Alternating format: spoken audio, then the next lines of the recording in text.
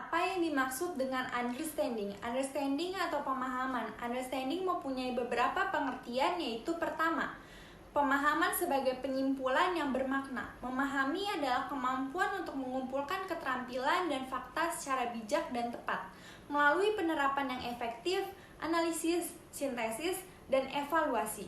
Kedua, pemahaman sebagai hasil penyampaian pengetahuan. Pemahaman adalah tentang transfer.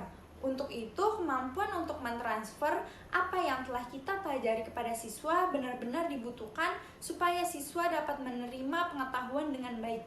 Ketiga, pemahaman sebagai kata benda. Pemahaman adalah hasil atau kesuksesan dalam mencoba untuk memahami sebuah ide dengan jelas.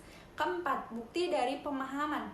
Bukti pemahaman yang maksud melibatkan penilai kapasitas siswa untuk menggunakan pengetahuan mereka serius dan menerapkannya secara efektif dalam keadaan berbeda.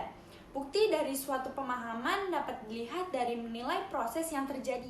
Menurut Widya Asworo pada tahun 2017 halaman 81, bahwa pemahaman merupakan kemampuan untuk menghubungkan atau mengasosiasikan informasi-informasi yang dipelajari menjadi satu gambar yang utuh di otak kita. Bisa juga dikatakan bahwa pemahaman merupakan kemampuan untuk menghubungkan atau mengasosiasikan informasi-informasi lain yang sudah tersimpan dalam database di otak kita sebelumnya. Pada dasarnya, pemahaman merupakan salah satu bentuk hasil belajar, karena proses untuk memahami pengetahuan perlu diikuti dengan belajar dan juga berpikir. Peserta didik dianggap sudah memahami sesuatu jika peserta didik tersebut dapat melihat dari berbagai sisi dan mampu untuk mengasosiasikan pengetahuan yang telah didapat dengan pengetahuan barunya tersebut. Namun, pemahaman tidak selamanya harus mengaitkan kemampuan baru dan kemampuan sebelumnya.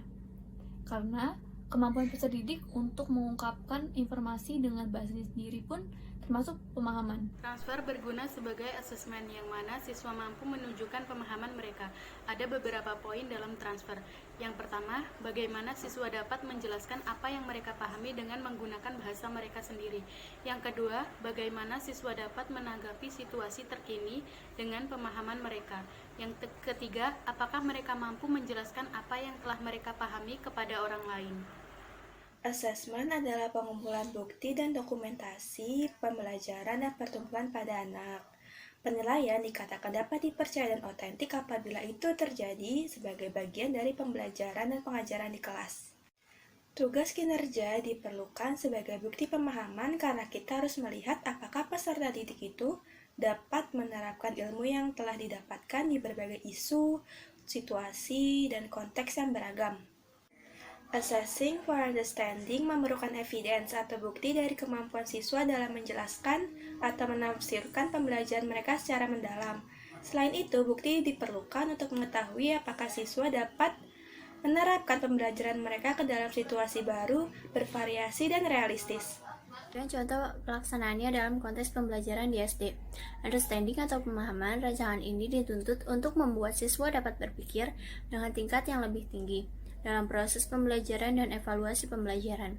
Konteks pembelajaran SD yang berkaitan dengan transfer sebagai patokan pemahaman dan penilaian sebagai bentuk hasil dari transfer, yaitu di mana peserta didik mampu menerapkan pengalaman belajar yang mereka peroleh dari kehidupan sehari-hari.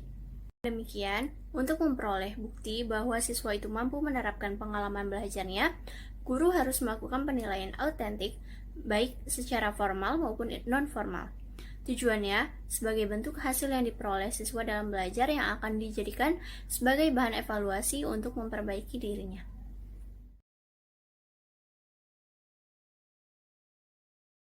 By design yaitu sumber belajar yang secara khusus telah dikembangkan sebagai komponen sistem instruksional untuk memberikan fasilitas belajar yang terarah dan bersifat formal.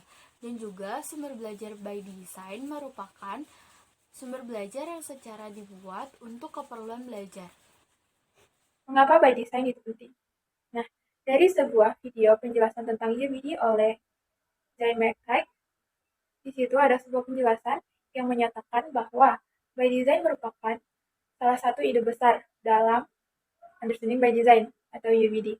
Nah, dari pernyataan ini dapat dikatakan mengapa by design itu penting, karena dengan adanya by design, seorang pengajar dapat merancang merancang dan merencanakan pembelajaran yang meliputi konten atau kegiatan pembelajaran yang menyenangkan. Dengan by design, proses pembelajaran akan berjalan dengan lebih efektif dan tidak terpaku pada buku saja, melainkan berorientasi pada aktivitas dengan tujuan pembelajaran yang jelas. Tidak sebatas itu saja, seorang pengajar dapat mengajar dan menilai dengan tujuan dari pembelajaran agar anak-anak atau siswa memahami dan mentransfer pembelajaran mereka dalam artian mengaplikasikan pemahaman dan pengetahuan yang dimiliki mereka melalui pembelajaran yang sudah direncanakan dengan by design. Jadi dapat disimpulkan bahwa by design itu penting karena by design bisa memandu seorang pengajar atau guru dalam merancang sebuah pembelajaran melalui proses berpikir bagaimana perencanaannya dengan mendahulukan tujuan pengajaran, yaitu untuk pemahaman dan transfer. Saya akan memberikan contohnya dalam konteks pembelajaran SD. Backward design bertujuan untuk meningkatkan pemahaman siswa. Dengan menggunakan backward design, pembelajaran tersebut dirancang mulai dari belakang. Berawal dari penentuan tujuan pembelajaran, kemudian evaluasi, dan kegiatan yang tepat untuk mencapai tujuan tersebut. Ada 3 tahapan utama dalam backward design. Yang pertama ada identify desired result atau identifikasi hasil yang diinginkan. Yang kedua ada determine acceptable evidence atau tentukan bukti yang dapat diterima. Dan yang terakhir ada plan learning experiences and instructions. Rencanakan pengalaman belajar dan instruksinya. Contoh penerapan backward design dalam pembelajaran SD ialah pembelajaran SD kelas 3 pada tema norma dengan subtema aturan yang berlaku di masyarakat.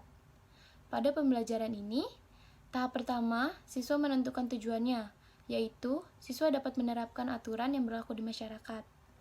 Tahap kedua, siswa ditayangkan tentang pemahamannya mengenai aturan yang berlaku di masyarakat. Dan pada tahap ketiga, guru menentukan proses belajar dan langkah-langkah yang tepat untuk menerapkan aturan yang berlaku di masyarakat.